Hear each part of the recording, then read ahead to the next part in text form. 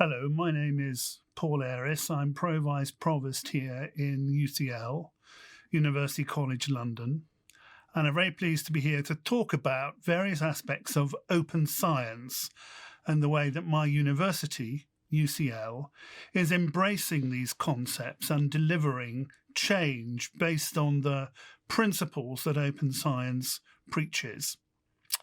And today I'm going to be talking about education as a pillar of open science. This is what I'm going to be talking about in the next 30 minutes or so. I'm going to look at all the 8 pillars of open science as defined by the European Commission and highlight the important role that funders so far have placed in delivering open science change and open science practice in universities. Then I'm going to home in on the concept of education and particularly UCL's definition of research-based education, which is something very new for research-led universities in the UK and is delivering fruit in terms of how open science can help support that. I want to talk about our open education roadmap, the plans that we put in place to deliver open educational infrastructure and practice across the university, and then look particularly at the role of UCL Press, the UK's first fully open access university press, to see what it can do.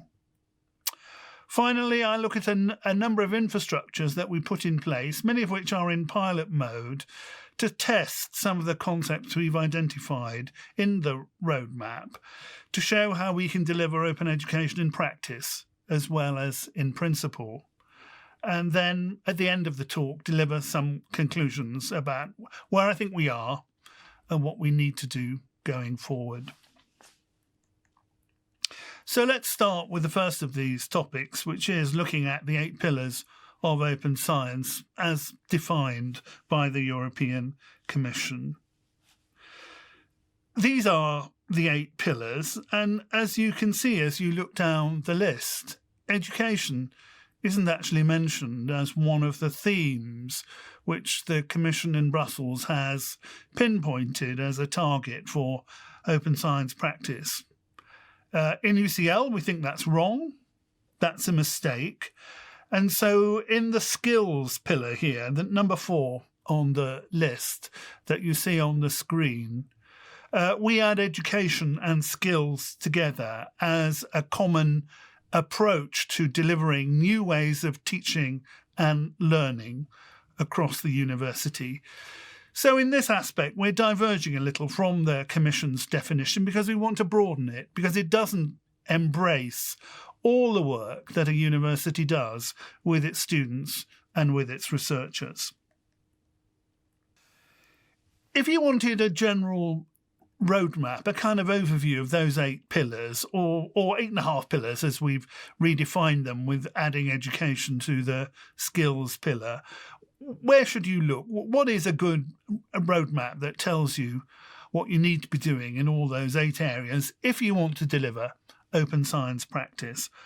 Well, LERU, the League of European Research Universities, has developed a roadmap. I have to be honest, I chaired the working group which produced the roadmap, and here on the screen you can see the URL where you can find it as an open access report on the LERU website. All 23 rectors in LERU, in the league, signed off the roadmap and said this is what they wanted to do and what they wanted to introduce in their universities at their own time and at their own pace, building on their own experiences and their own pockets of excellence in their own universities. So it isn't a one-size-fits-all approach. It's a number of options, 41 recommendations actually, from which universities can choose as they introduce open science practices across the institution. In many of the areas of open science has currently developed, the research funder has played a really pivotal role. If you receive research funding from an external funder, you would expect conditions attached to the grant. And many research funders, especially in Europe, attach a really quite stringent open access conditions to the outputs that are being produced as a result of the funding, which they're granting to individual researchers and to research groups. And Plan S from Science Europe is the latest attempt to deliver a really meaningful and actually quite radical change in the way people undertake research and how they can disseminate those outputs by making very strict regulations about publication, where you can publish, and the need for the output to be available as an open access output. Plan S gives universities a number of challenges, some positive gains, but some challenges as well. And I've listed them here on the slide, which you can see on the screen now. In negotiation with universities and university bodies, they've lengthened the time frame for introducing the plan. And they've changed their view of green open access repositories to be a much more positive view and to give green open access outputs a much more visible place in the publication landscape. Nonetheless, there are challenges for research. The plan calls for transformative journal agreements with commercial publishers, and as someone who has led the UK negotiations for subscription content for the UK higher education community, I know just how difficult and challenging it is for all parties in that negotiation to reach an agreement. And transformative deals really are quite radical in their open access requirements, and that represents a real challenge. Perhaps the biggest challenge, though, is the fact that Plan S only covers 5% of global research output. It isn't yet a global movement. The supporters of Plan S clearly want it to be a global movement, but at the moment there aren't enough funders signed up to the plan to make it realistic at a global level.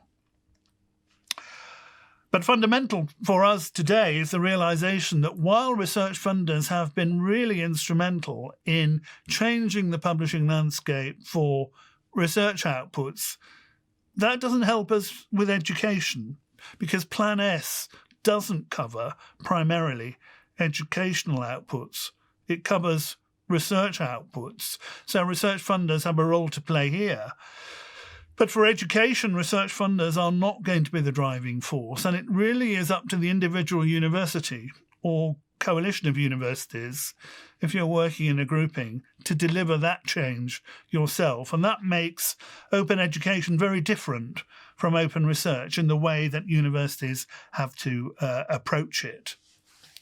So let's move on to the concept of education, and particularly research-based education as we define it here in UCL, because that sets the landscape for our open educational practice that we're beginning to shape and to deliver in infrastructure and skills training. If you were to define research-based education, which is the concept that UCL has embraced, you could represent it by this diagram here on the screen, 6 petals of a flower with different themes delivering a true educational experience for all our students.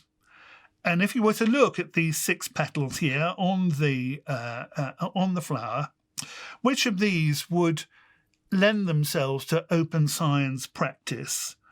Well, in UCL, we're concentrating on number 3 and number 5. So number 3 is students making connection across subjects and out to the world.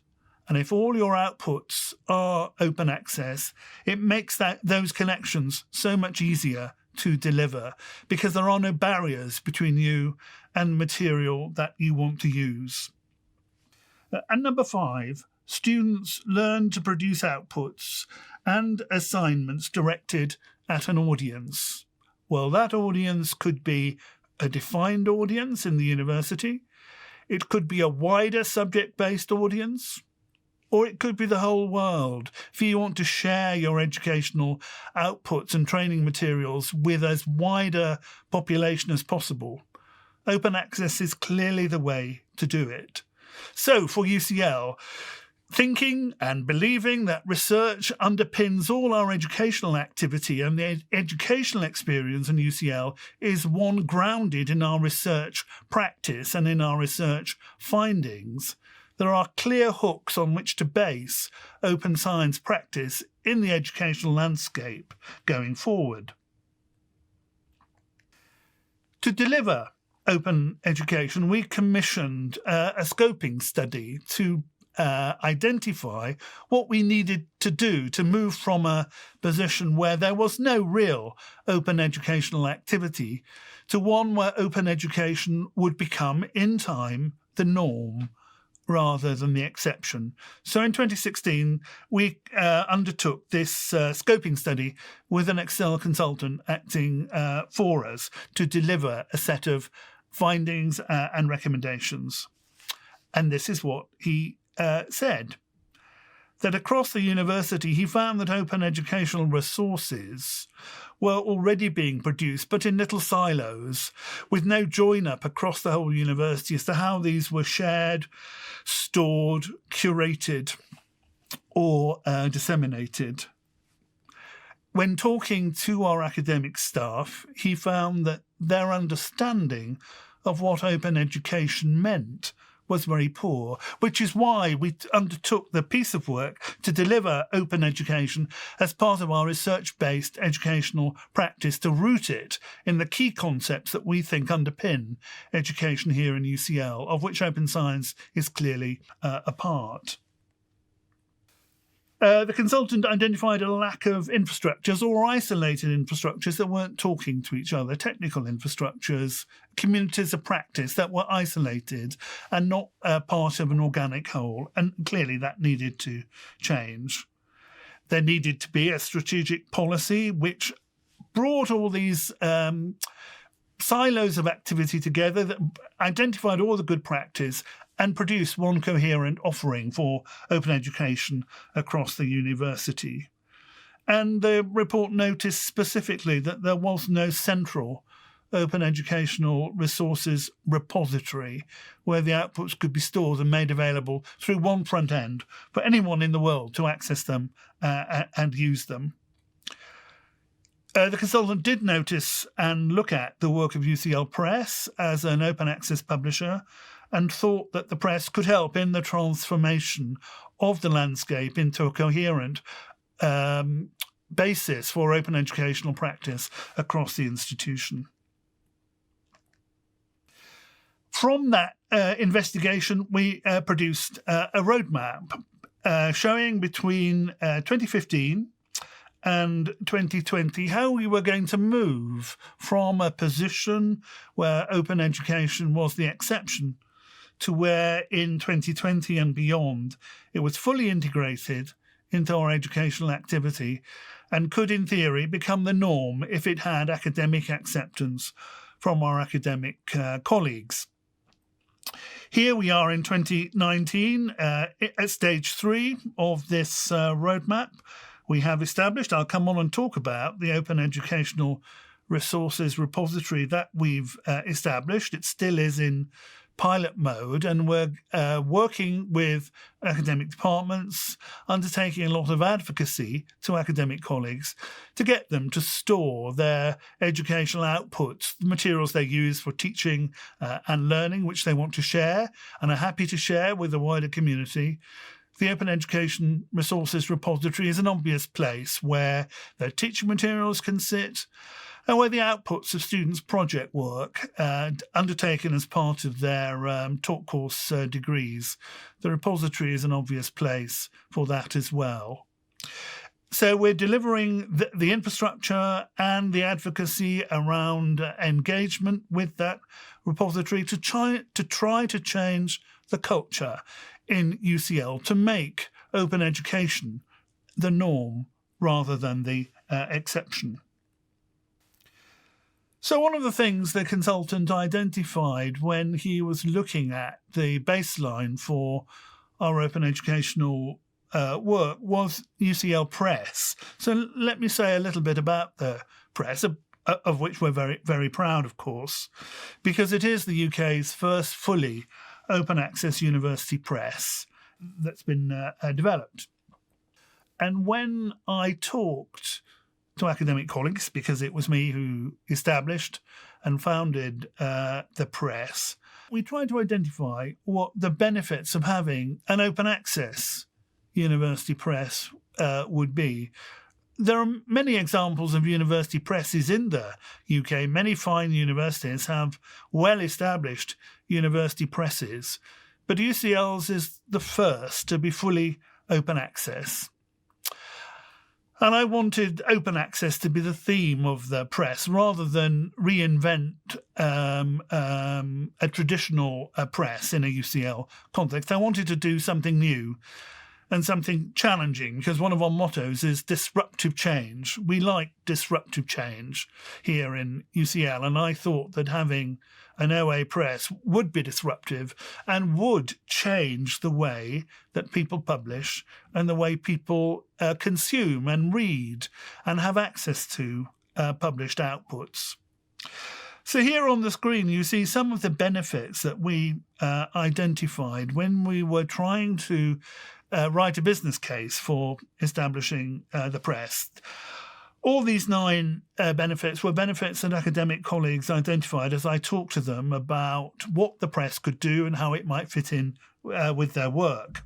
And the one that was consistently cited by academics when I talked about benefits and challenges was this one in the middle, which I've highlighted in gold.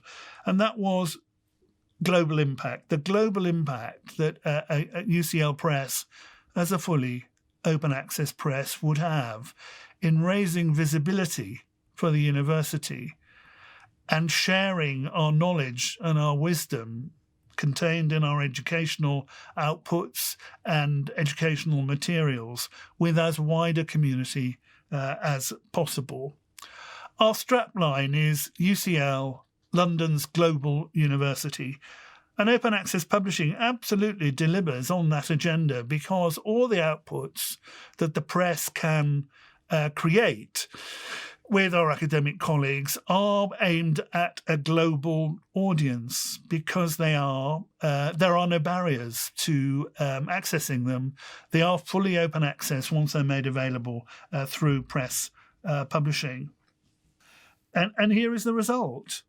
The press was started in 2015. Now, in 2019, we've published just over 100 books, and they've had the incredible number of 2 million downloads in 232 countries and territories across the world. And you can see on the heat map here in the centre of the slide the various download figures in terms of intensity of download in different geographical areas. Lots of downloads in North America and in Europe, but also in countries like India and China. These are growing economies, and it's really important to us and to the institution that we make contact with these countries through our educational outputs and through our research. So UCL Press is certainly delivering on that global mission.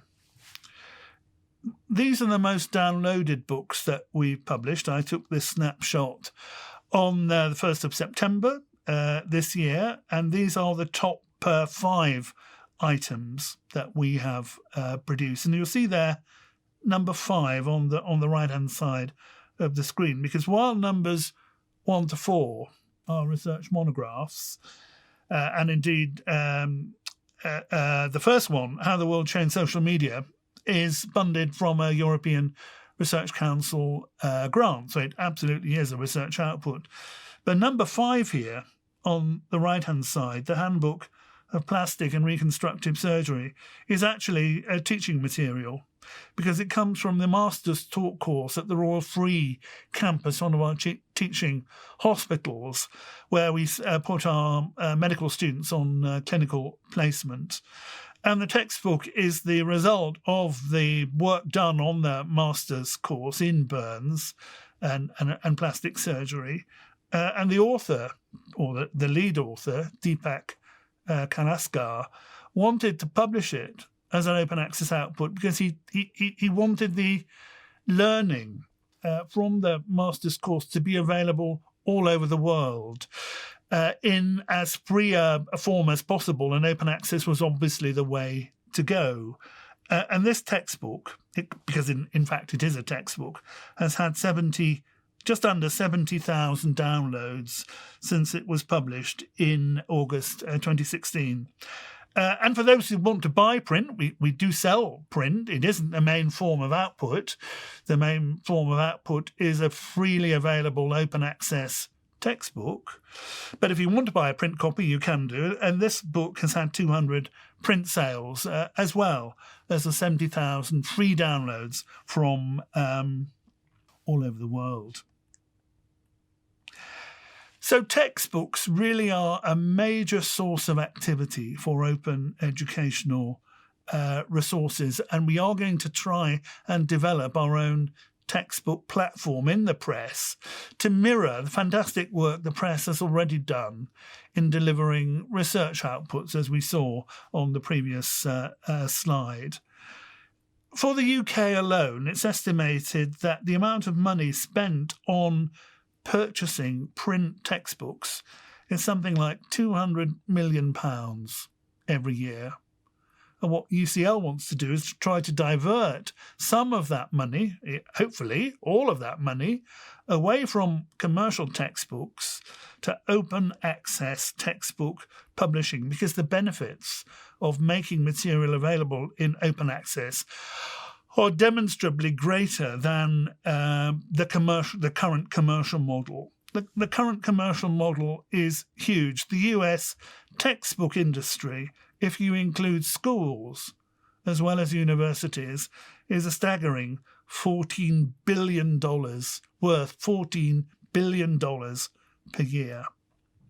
Open access clearly is the way forward, because in a print environment, it's physically impossible for a university library to buy enough copies of print textbooks for every student on the course. There isn't enough money in the budget, and there isn't enough space on the shelves to house all the copies you'd need to house. So what you have to do, what libraries have to do, is actually to ration access to a limited number of copies which the library holds, in order to make sure that everyone has a fair chance of reading the text. And that's a poor student experience, in my view, especially if you're charging, as we in the UK do charge, significant tuition fees. So in an open access environment, the item is available 24/7 to anyone, anywhere in the world, with access to an internet connection. And that seems to me a much better student experience and a better return on your investment for investing in infrastructure than limiting access to a print copy, because that's the only way you can make it available. So UCL believes that there is a real future for open access textbook publishing to replace the current commercial model. This is our textbook programme in UCL Press. Up to August 2020, we commissioned 10 or 12 textbooks from UCL authors. These are the titles that came through the review system, and they're slotted into our annual publication schedule for the press. And we hope that this will act as the foundation for a really vibrant textbook market and set of activities going forward. Once people get used to the idea that open access textbooks are good for the academic, because they give the academic greater visibility for what they've written, and good for the student, because there is no barrier to accessing the material that the textbook contains. It's freely available all the time from anywhere in the world where the student happens to be. So part of the roadmap that we commissioned as a result of the consultants' work was to look at infrastructures, and we're in the position now in UCL where we're setting up a number of infrastructures, some newly born, some still in pilot mode, to test all aspects of open educational practice to see which work and which don't. So at the moment we're in a position where we're saying, let 1,000 flowers bloom and we'll see what the results look like. So let me very briefly run through some of the infrastructures, many of which I've mentioned in my talk so far. I talked about the future of the textbook as being an open access product, and we are developing a platform called the book as open online content. And this is the result of an AHRC-funded project with the British Library where we looked at digital publishing and open access textbook publishing. And we believe that the book platform that we've developed can act as the infrastructure in UCL to deliver textbooks on a really big stage in terms of the numbers we can produce and the audiences which they can reach, because the book is tailor-made to reflect the way that people use textbooks and want to use the information that those textbooks contain. I've talked about our Open Educational Resources repository. We have launched this repository. It is in pilot mode. OpenEd at UCL is the pilot repository, and we are beginning to fill it with content. Textbooks from UCL Press will be able to go in there, as will exemplar theses, project work from taught course students in their final year. That's absolutely the type of material we would expect students to want to put and share through the Open Educational Resources repository. So we're beginning to advocate the use of the repository to all the academic departments in UCL to try to build up the content now that the pilot has been launched. These are some download figures and also some upload figures for material in the Open Educational Resources repository. You'll see that the figures start off quite low, so the bars on the graph are the number of uploads of content into the repository by month, and then the dark blue line is the number of downloads that material is receiving from users from all over the world. It is still in pilot mode. The figures are relatively small, but we're hoping to grow them through publishing more, through making more available, and undertaking advocacy to our academic departments to show them the benefits of making their material available in open access form. We also use MOOC platforms to deliver open educational resources and training programs. And to date, certainly to May 2019, we had delivered 10 courses via a MOOC platform, which is offered by a company called FutureLearn. And there are a variety of motivations why academic colleagues chose the FutureLearn as their mechanism for delivery. It is open access. It does offer a means of openly and accessibly disseminating outputs to a global audience.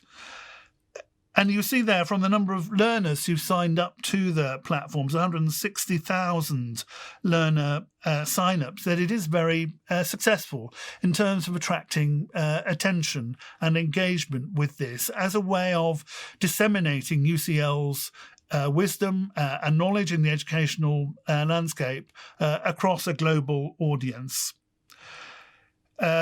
We have a maximum of 164 countries on any one course, or represented on any one course, with 120 countries being represented on average. So the results in the FutureLearn space are very similar to the results we're seeing in UCL Press space, in terms of this being a preferred way and a very attractive way of engaging with users and with delivering visibility for UCL's educational activity as a result.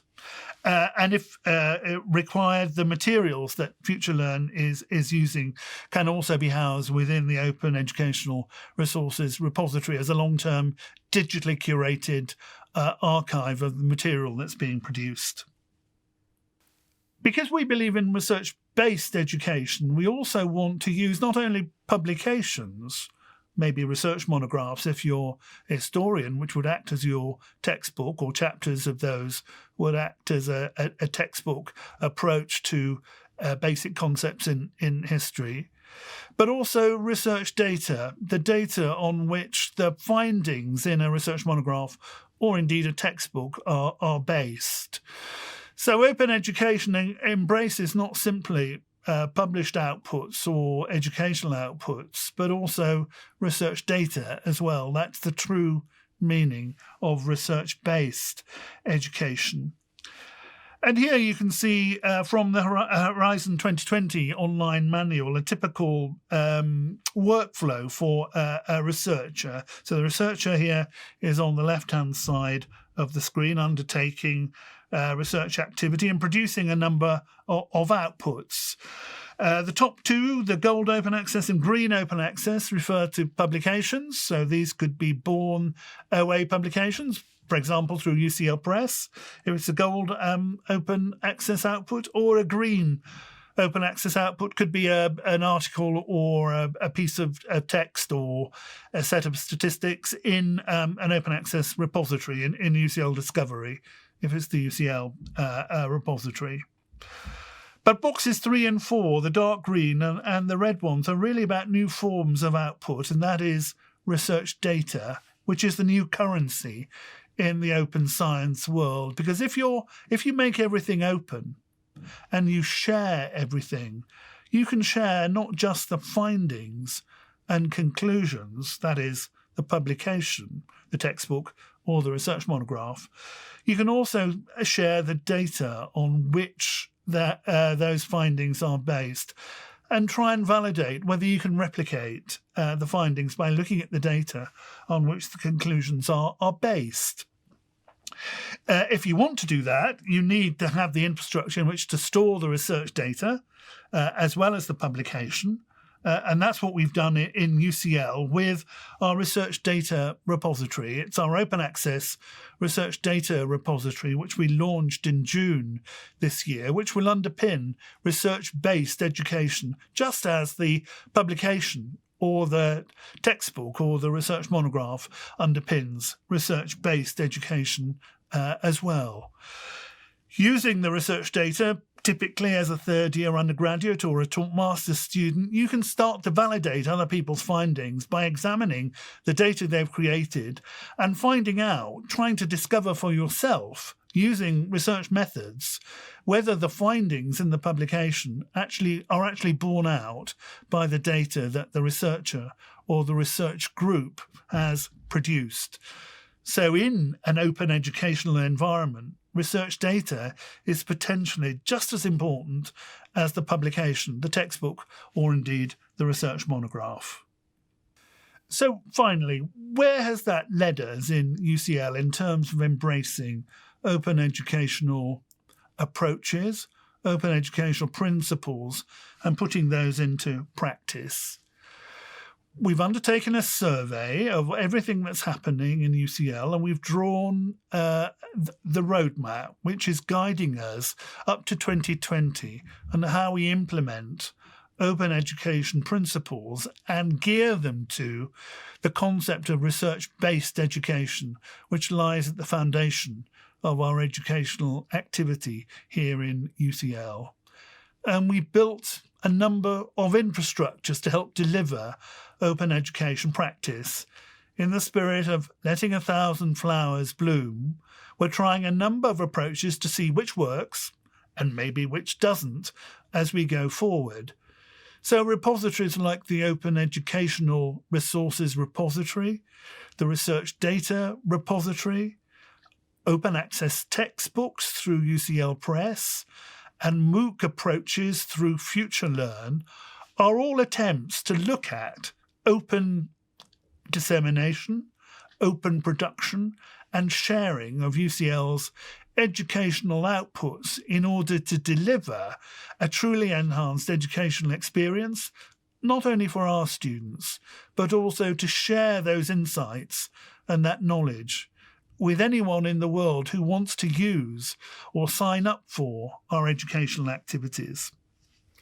So we conclude that open science is good for the researcher, but it is also good for education. Open access publishing and dissemination can drive change, and linked to our concept of research-based education, we believe that it is beginning to deliver the change that we want to see happen here in UCL. We see open science as an opportunity and not a threat, and open education is just one way of delivering on open science principles. So if you have been, thank you for listening. Thank you for sharing this presentation with as many of your colleagues as possible as you go forward in your own activity in delivering open science practice in your university or in your institutes. And I'd look forward to hearing from you if there are points you want to make or questions that you want to raise as a result of what I've been talking about today. Thank you.